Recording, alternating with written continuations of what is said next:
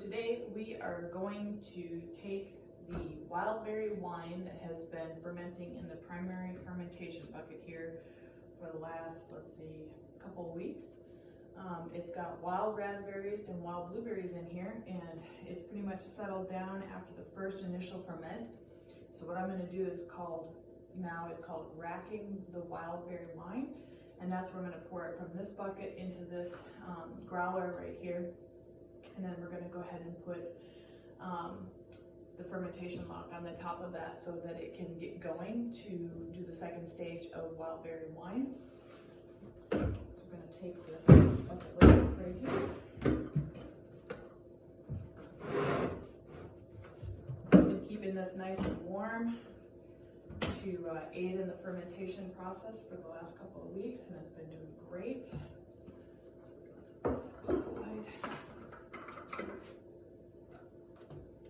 Just slowly start pouring it in here.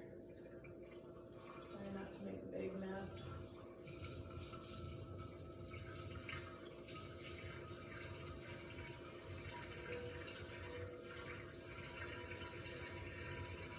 And there's still a lot of pulp in here, left over from the raspberries especially, which is okay for the second ferment. I don't really mind. I'm not going to filter that out until it gets a little further along in the process. But when the fermentation process slows down after you do the first fermentation in this big bucket, racking it will help it kind of get juiced back up again.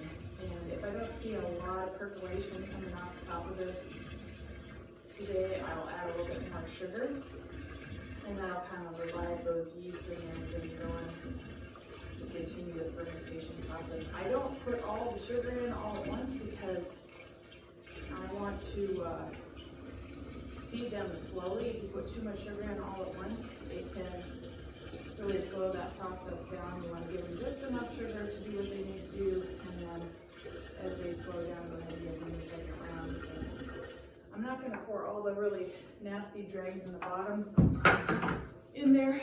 You can see there's still some thick stuff down at the bottom.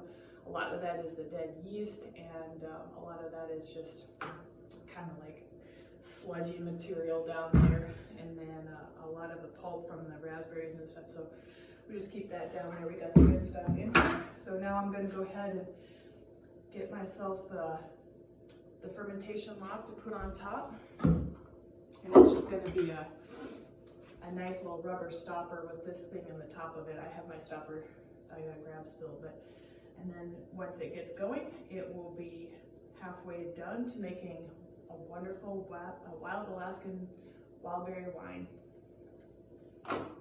Can't wait.